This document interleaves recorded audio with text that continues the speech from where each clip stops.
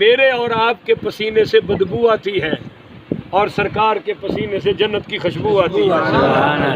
آپ کا پسینہ بھی ہمارے جیسا نہیں ہے، آپ کا بول مبارک بھی پاک تھا۔ بریرہ لوڈیا، اس کو حضور نے وہ رات کسی برتن میں ٹوٹے ہوئے میں پیشاب فرمایا اور صبح فرمایا پھینک دینا، اس نے سمجھا کو پانی ہے، پی لیا۔ وہ آپ نے پوچھا بھئی وہ فلاں برتن میں جو پڑا تھا وہ کدھر گیا؟ وہ کہنے لگی وہ تو میں نے پی لیا۔ آپ نے فرمایا وہ تو پیشاب تھا میرا۔ پھر آپ مسکرائے اور مسکرا کر فرمایا اللہ تجھے کبھی پیٹ کی بیماری نہیں لگنے دے۔ سبحان اللہ۔ اور آپ کا پاخانہ مبارک بھی پاک ہے۔ بات سمجھ آئی ہے؟ اس لیے ہمارے جیسی کوئی ان کی نہیں اور ان کی کوئی چیز ہمارے جیسی نہیں، وہ اعلیٰ ہی اعلیٰ ہے۔ بولیے اعلیٰ ہی اعلیٰ، خدا سے کم ہے، باقی سب سے اعلیٰ ہے۔ بعد از خدا بزرگ تو ہی قصہ مختصر، لوگوں حضور اللہ کے بعد سب سے اعلیٰ ہے ہی حضور۔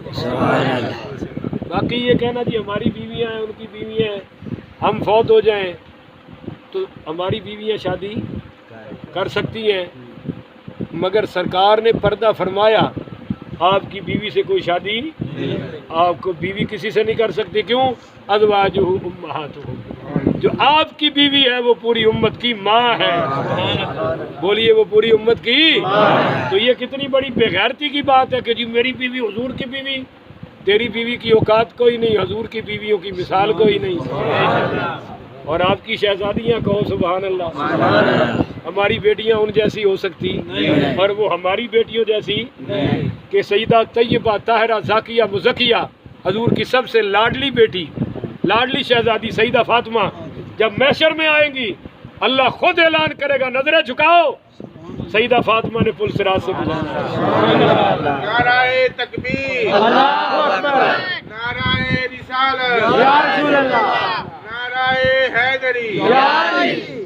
تو بھائی آپ کی اولاد ہماری اولاد جیسی نہیں، ہماری اولاد ان کی اولاد جیسی نہیں ہے۔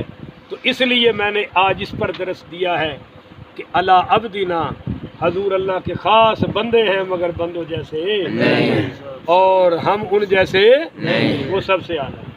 جو شخص یہ کہے کہ میں نبی جیسا ہوں وہ کافر ہے۔ بولیے وہ کیا ہے؟ جو کہے نبی میرے جیسا ہے وہ بھی کافر ہے۔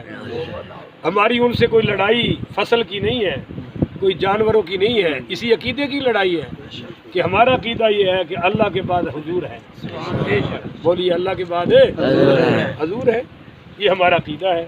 تو آپ بشر تو ہیں مگر بشروں جیسے نہیں۔ بولیے بولیے بشروں جیسے نہیں ہے۔ آپ نے روزہ تو رکھا، دو باتیں آخری کر رہا ہوں، بولیے روزہ تو رکھا، اور ایک صحابی بھی مسلسل رکھ رہے تھے 100 وصال، اور وہ پتلے ہوتے گئے، دن بدن اترتے گئے۔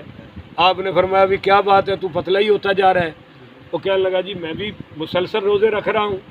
فرمایا کیوں؟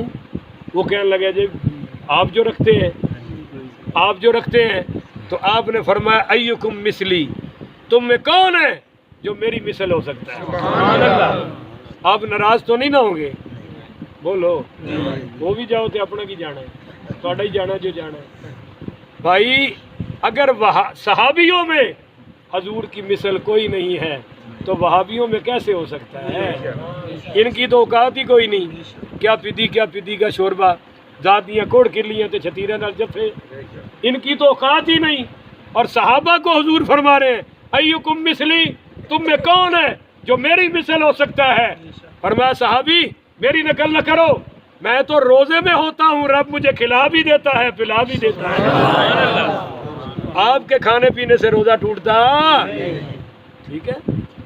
اور اما عائشہ صدیقہ بڑی رضی اللہ تعالیٰ عنہا علیہ السلام کیا بات فرمائی، فرماتی ہے حضور میرے حجرے میں تشریف لائے، ساری رات سوئے اور مبارک خراٹوں کی آواز آتی رہی، تو مگر صبح آپ نے وضو ہی نہیں فرمایا، ڈائریکٹ مصلی پہ۔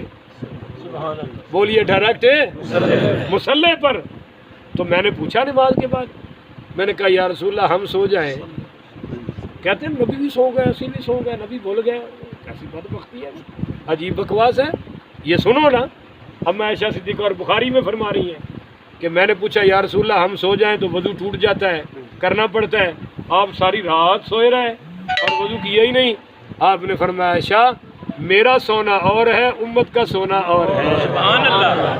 میں نبیوں میں سے نبی ہوں، میں جب سوتا ہوں میری آنکھیں سوتی ہیں، دل جاگتا رہتا ہے، اس لیے میرا وضو ٹوٹتا میں کہتا ہوں نبی کو وضو کی ضرورت ہی نہیں ہے، نبی ہے ہی پاک ہے، کیا ہے تاکہ امت کو طریقہ آ جائے۔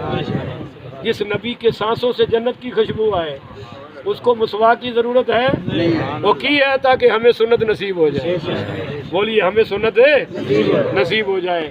اللہ تعالیٰ سے دعا ہے اللہ مجھے اور آپ کو عمل کی توفیق عطا فرمائے، آمین۔ آخر وداعاً الحمدللہ۔